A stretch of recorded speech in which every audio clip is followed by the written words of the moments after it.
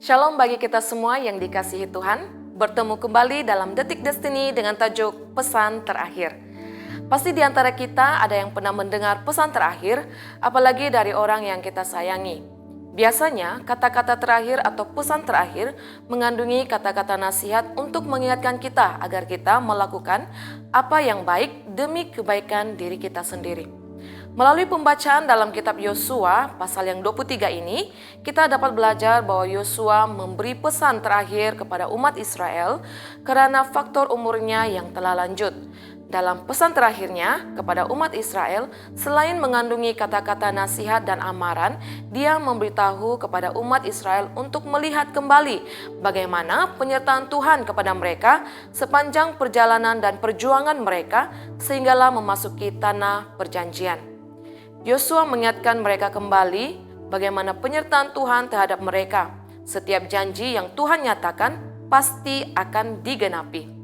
Pesan terakhir Yosua kepada mereka dalam ayat 6 hingga 11 mengatakan, "Kuatkanlah benar-benar hatimu dalam memelihara dan melakukan segala yang tertulis dalam kitab hukum Musa, supaya kamu jangan menyimpang ke kanan atau ke kiri, dan supaya kamu jangan bergaul dengan bangsa-bangsa yang masih tinggal di antaramu itu, serta mengakui nama Allah mereka dan bersumpah demi nama itu, dan beribadah atau sujud menyembah kepada mereka.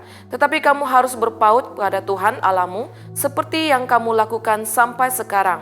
Bukankah Tuhan telah menghalau bangsa-bangsa yang besar dan kuat dari depanmu, dan kamu ini seorang pun tidak ada yang tahan menghadapi kamu sampai sekarang. Satu orang saja daripada kamu dapat mengejar 1000 orang, sebab Tuhan Allahmu dialah yang berperang bagi kamu, seperti yang dijanjikannya kepadamu. Maka demi nyawamu bertekunlah mengasihi Tuhan Allahmu." Betapa pentingnya ketaatan kepada Tuhan dalam kehidupan bagi orang yang percaya kepadanya. Jika tidak taat, maka akan terjadi sesuatu yang tidak baik kepada umat Israel. Seperti yang ditulis dalam ayat yang ke-12 hingga yang ke-16. "Sebab jika kamu berbalik dan berpaut kepada sisa bangsa-bangsa ini yang masih tinggal di antara kamu, kawin-mengawin dengan mereka serta bergaul dengan mereka dan mereka dengan kamu, maka ketahuilah dengan sesungguhnya bahwa Tuhan Allahmu tidak akan menghalau lagi bangsa-bangsa itu dari depanmu.